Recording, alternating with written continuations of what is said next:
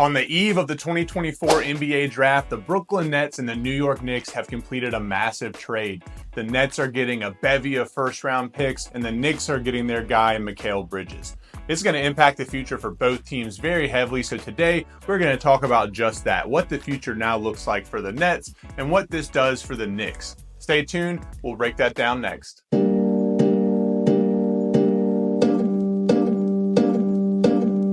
Hello and welcome back to Green Flag Sports. Today, like we mentioned in the intro, we are talking the massive deal between the New York Knicks and the Brooklyn Nets. This had a lot of pieces involved, so before we start breaking anything down, let's just fully understand the logistics of what just happened. So when you look at this trade, it's really centered on Mikal Bridges for the Knicks. That is the primary return that they are getting from this. They're also getting a second-round pick from the Nets. Now, on the Nets side, they are just getting a massive amount of picks. So they are getting 4 unprotected firsts, a protected first from Milwaukee, and a second-round pick.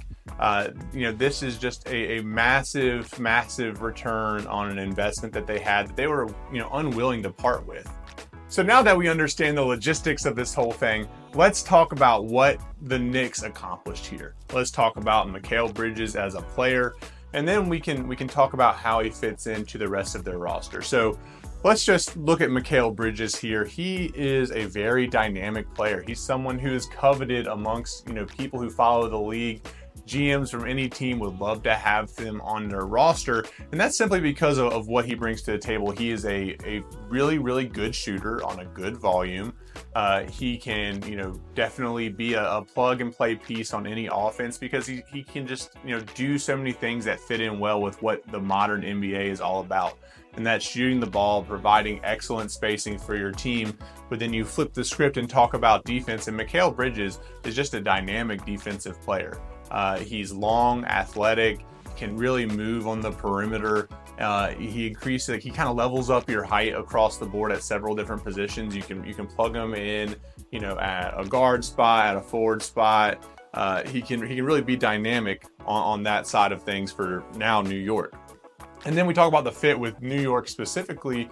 And, remember, this is a team that has several former Villanova players on it. It's someone that he, wanted to go to. And ultimately, that's why this trade went down. There's a lot of reporting out there right now that Mikal Bridges expressed, his desire of not just I want to be traded, but I want to be traded to the New York Knicks. So I think it's just a perfect fit. But then, you really have to be that perfect of a fit in order to justify giving up the amount of picks that they did.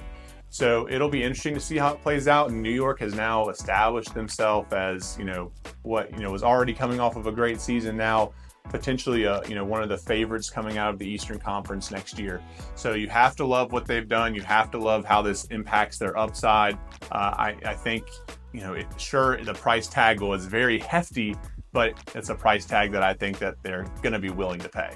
Now, let's flip the script and talk a little bit about the Brooklyn Nets. So, again, they got a ton in return, but you have to think about the dynamics of the situation and how they sell it to their fan base. That really had to be the type of package that they got because they're going to be one of the bottom teams now. They had, sent out a lot of picks in the past trying to bring in talent when they were building their super team and specifically the James Harden trade. So you had to really start kind of reaccumulating some of those assets.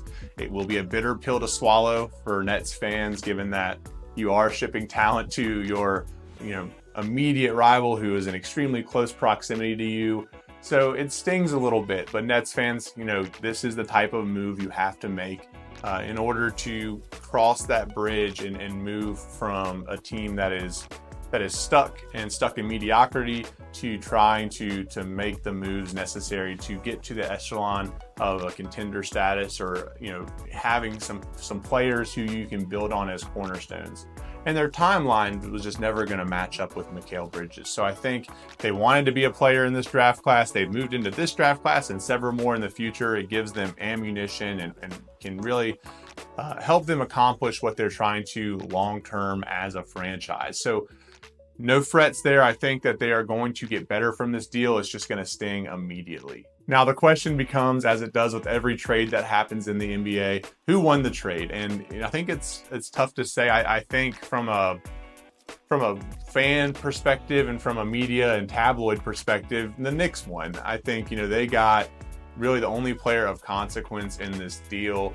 And frankly, it's someone that can kind of put them over the top. So I'm always a favor of, when you can win now, make the moves necessary in order to do that. Put yourself in a position to go and win a championship, and then whatever draft capital you gave up suddenly matters a whole lot less. I think the Nets, you know, if you look at this in 5-6 years, that might be a situation where you can kind of flip the script and say, man, they really won this deal. It all depends on what they're able to do with these picks, how they're able to set themselves up with future moves. But all in all, it's an exciting trade for both teams. You know, it's really shape the future of both teams as well. So it's gonna be very interesting to see how it plays out. Thanks so much for watching this. Let me know what you think of the trade. Who do you think won? Nets fans, I would love to get some reactions from you guys. Knicks fans, obviously, feel free to brag and celebrate in the comment section. But thank you for being here so much. Enjoy the draft tonight. We'll be back with some coverage on that. But I appreciate everyone, and I hope to see you next time.